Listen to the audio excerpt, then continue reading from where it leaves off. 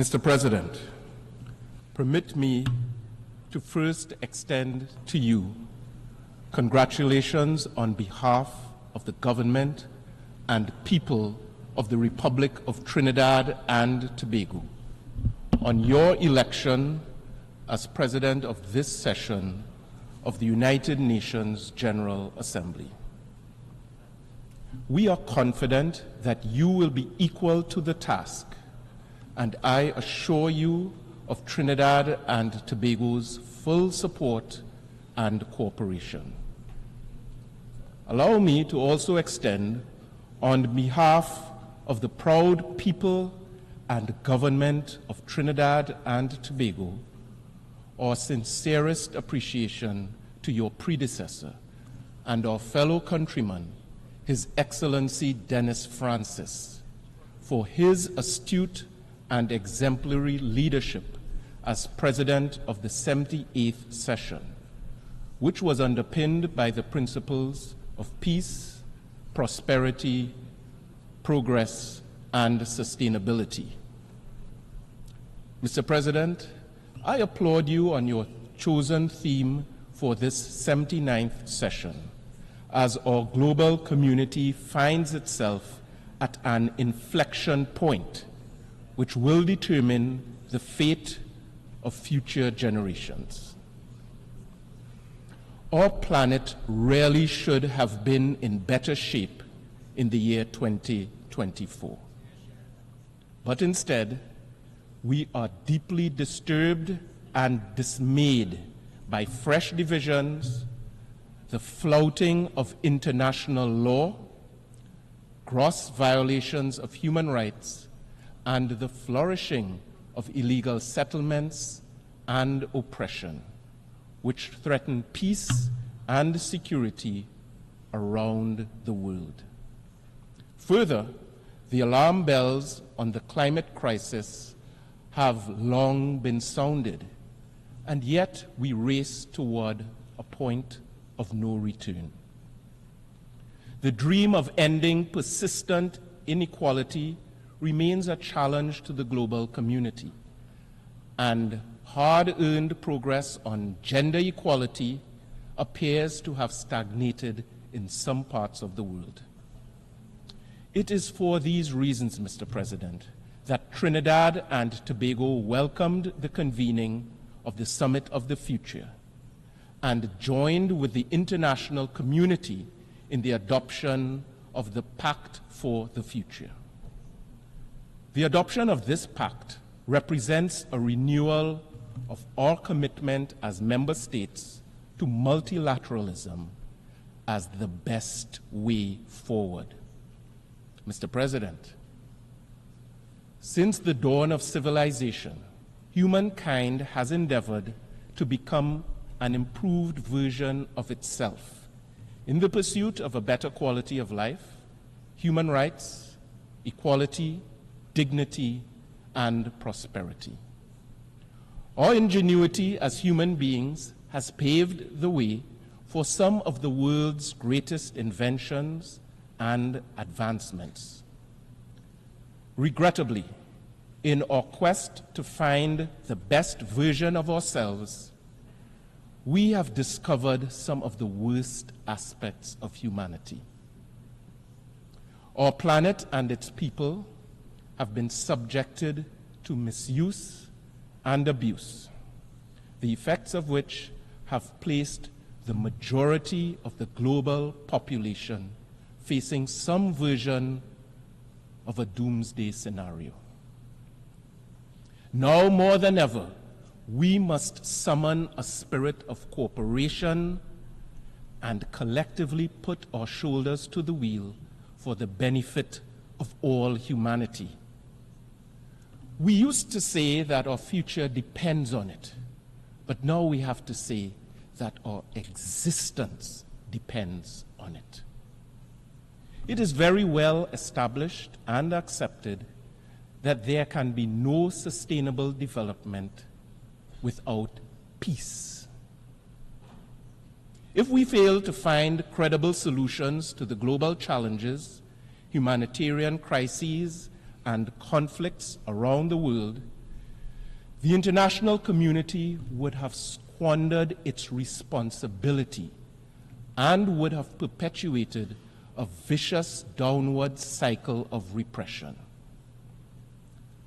One example is the Russia-Ukraine war, which is still ongoing almost 3 years after Russia's initial invasion, which we condemned, with profound implications to the world order. Mr. President, Trinidad and Tobago is deeply troubled by the escalation of conflict and tensions in the Middle East. We remain distressed by the ongoing war on Gaza and by the chilling flashpoints of expansion that are being deployed on a daily basis. Only someone absolutely bereft of humanity would think that it is lawful and just and even godly to respond to atrocities committed on one awful day of terror by in turn committing atrocities after atrocities. How else are we to describe the killing of over 200 UN staff members, the highest death toll in United Nations history, and the deaths of tens of thousands of civilians, including women and children? And this is not being done in secret. The entire world is watching, and the Global South in particular is appalled.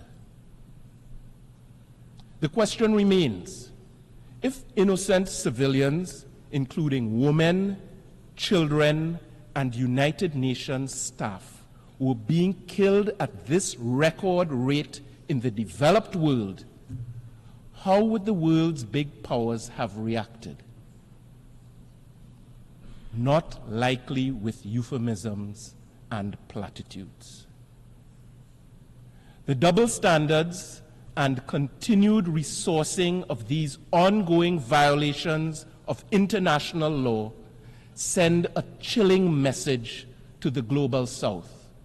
And that message is this: there are some powerful people in this world who are of the view that a Palestinian child is less worthy of defense, protection, food, water, and life than another child. I am not of that view. The people of my country are not of that view. CARICOM is not of that view.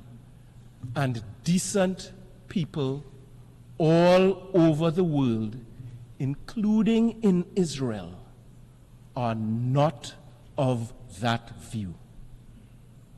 International law is not a tool of mere convenience to be muted for friends and trumpeted against enemies.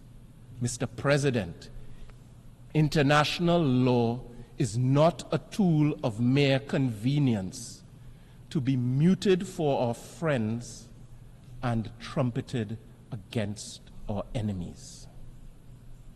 In this regard, Trinidad and Tobago has joined the call for an immediate, full, and complete ceasefire, and for the unconditional release of every single hostage.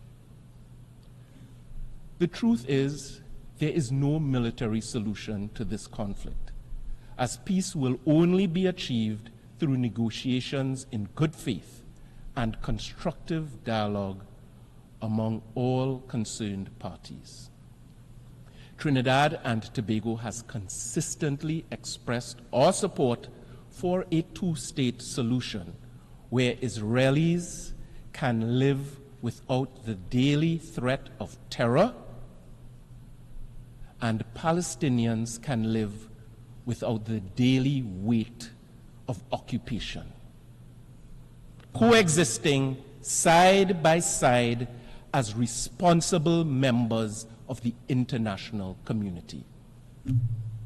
We firmly believe that this is the only credible pathway to end this cycle of violence, culminating in the establishment of a sovereign and peaceful state of Palestine alongside a sovereign and peaceful state of Israel within secure borders.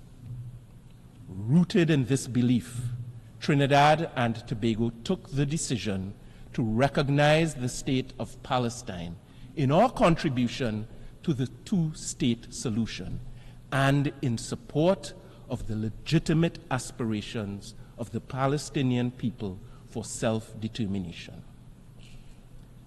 I can report that just 6 days ago, Trinidad and Tobago and the State of Palestine officially established diplomatic relations. We look forward to the day when the State of Palestine would be welcomed to take its seat in the General Assembly as a full member of the United Nations. Mr. President, I now turn to the issue affecting the International Criminal Court.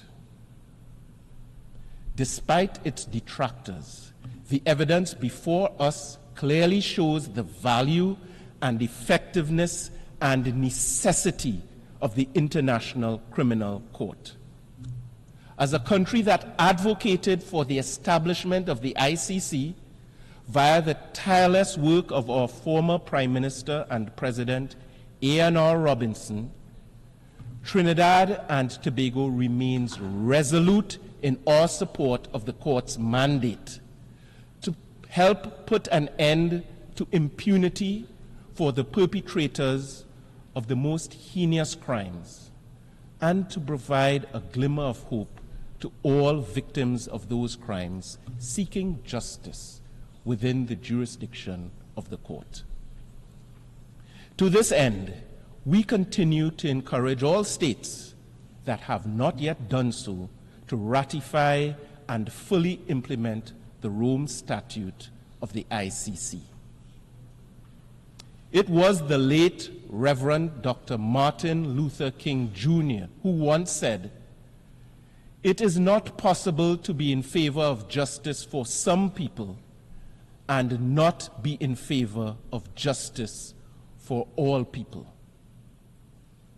For this reason, Mr. President, Trinidad and Tobago condemns, rejects, and repudiates any and all attempts to impede, intimidate, or improperly influence the court and its very courageous officials.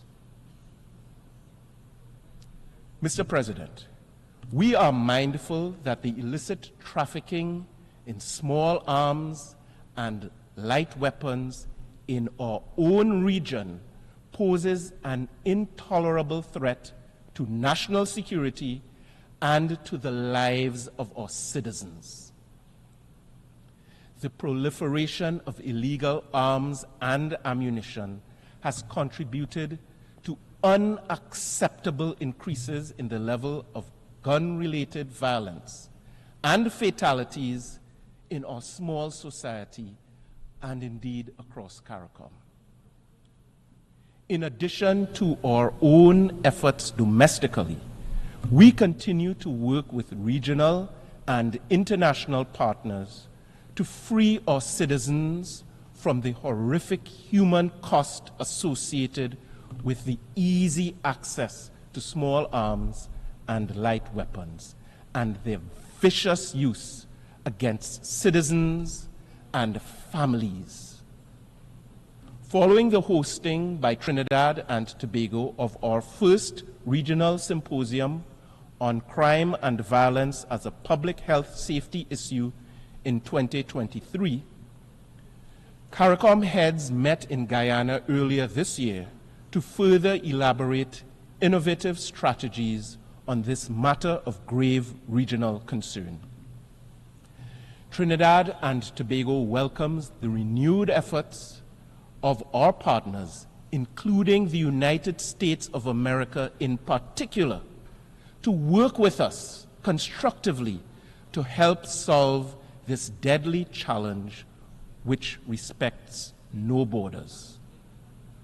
Mr. President, we also remain deeply concerned by the humanitarian and security crisis affecting the nation of Haiti.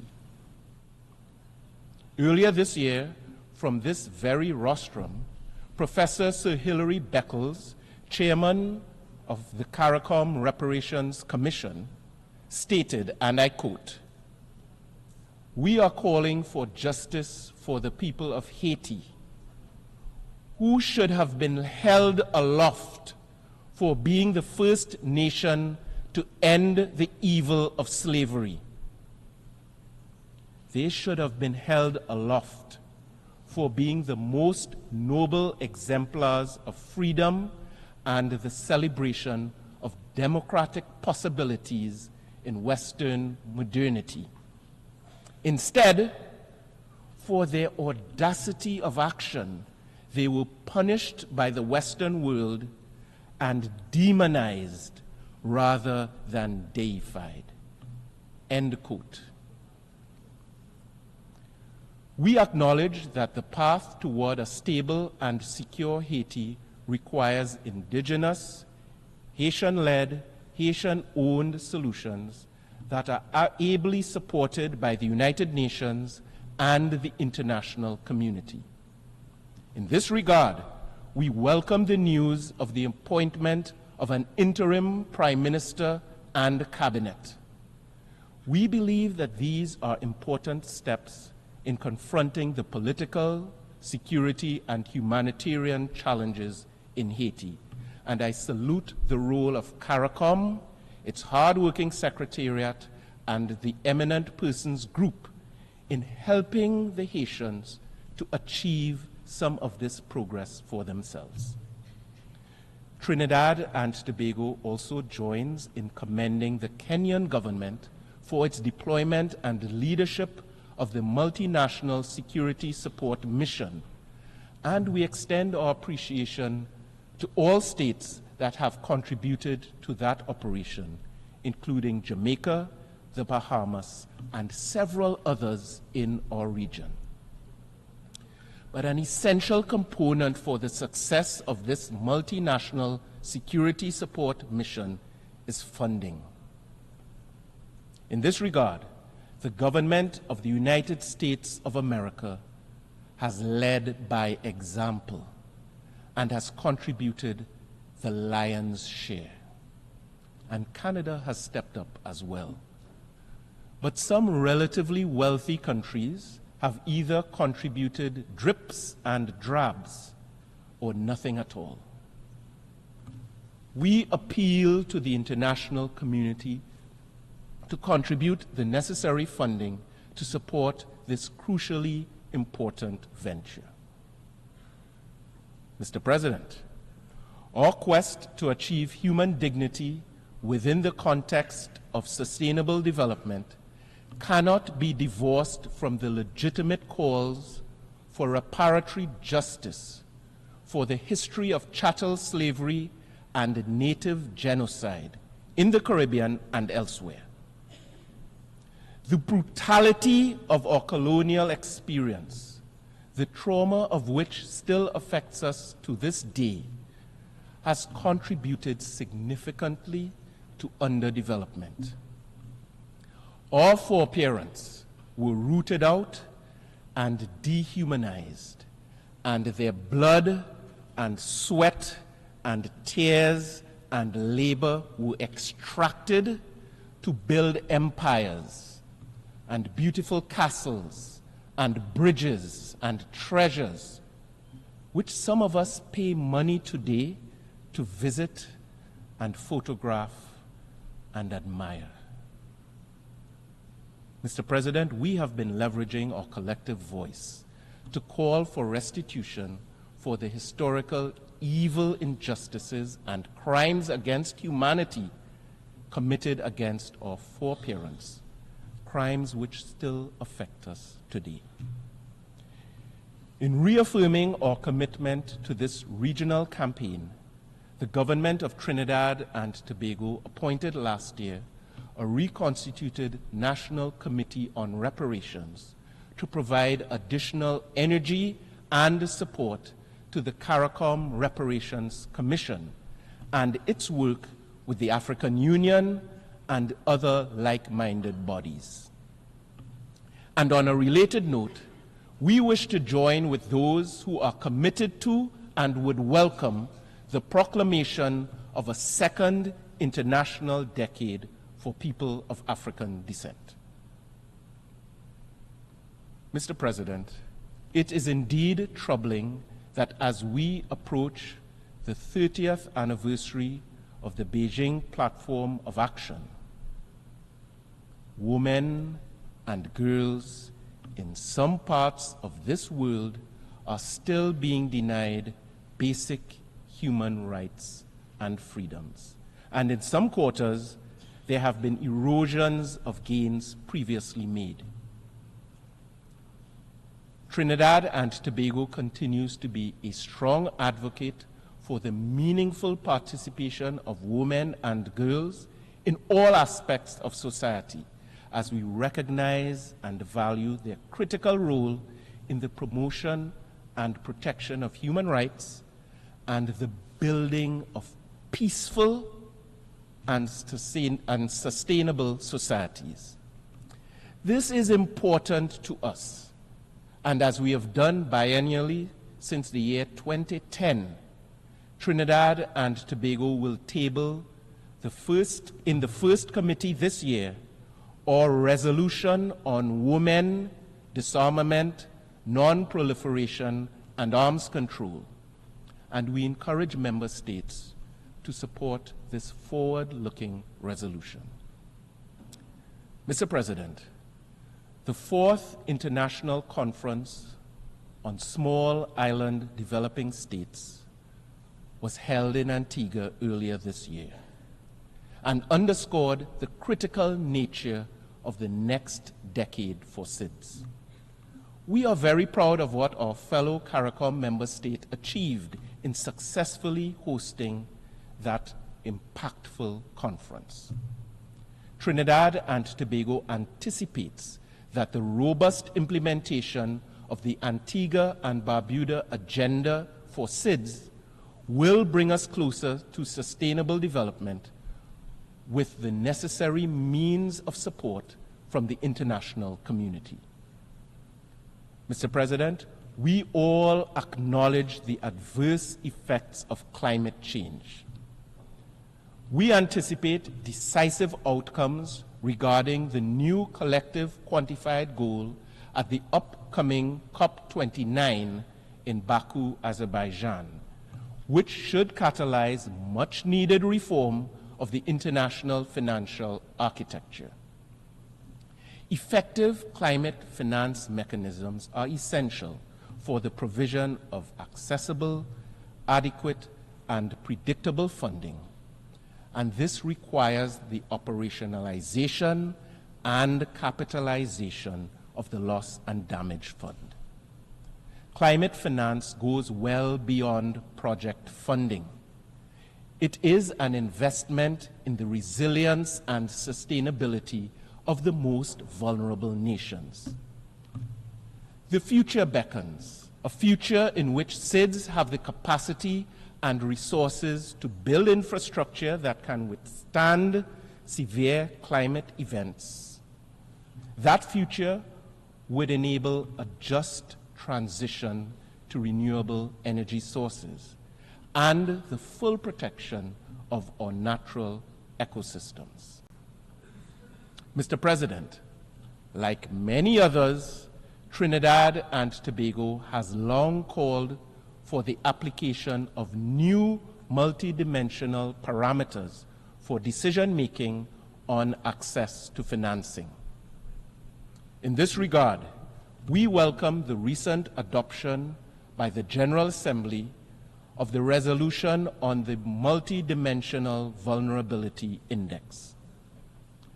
We encourage the international community and the relevant financial and development institutions to utilize the MVI as it takes into account the realities that undermine sustainable development. Mr. President, Trinidad and Tobago stands in full solidarity with the people of Cuba who have been subjected to an unjust embargo for more than 6 decades. This embargo severely undermines Cuba's prospects for attaining economic stability, growth, and sustainable development. Whatever the objectives may have been 60 years ago, these measures have clearly not achieved any desirable results, only the pain and suffering of ordinary Cuban people. The collective punishment of an entire citizenry through unilateral coercive measures is not only unconscionable, but also inconsistent with international law and the Charter of the United Nations. Trinidad and Tobago therefore renews its call for the unconditional lifting of the economic, commercial, and financial embargo against Cuba. Additionally, we have seen no justification for the designation of Cuba as a state sponsor of terrorism. We call for the removal of that unjust categorization as well. So, Mr. President, I conclude as I started. This world, our world, is at a point of inflection. With tension and division rising to a crescendo, small states have to be clear-eyed about their future. Trinidad and Tobago is small, but we are proud of that which makes us unique and special. We may not be a superpower, but we have superpowers. And these are our creativity and our diversity.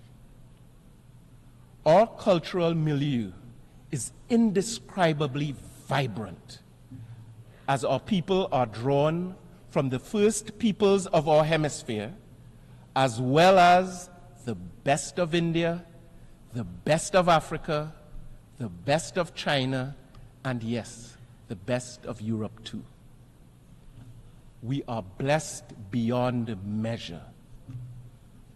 Some of you had a taste of it at the reception when we introduced our president of the last session, and you enjoyed some of our delicacies, including our delicious doubles and bacon shark, and you were delighted by performances on our national musical instrument, the steel pan, and by the magical rhythms of our tassa drums. We have proven that we can be great leaders, including leaders of this very assembly, and we will continue to give more value to this world than we extract from it. We are strong, proud, staunch advocates of the UN system and multilateralism. In the end, unity and togetherness is the key for these United Nations as well as for my own society. Om Shanti, Shanti, Shanti. Assalamu alaikum. Shalom alaikum. And may God richly bless you and your families. Mr. President, I thank you.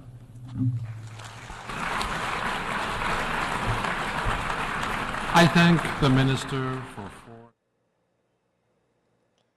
And that was the Foreign Minister of Trinidad and Tobago during his speech at the 79th General Session of the UN.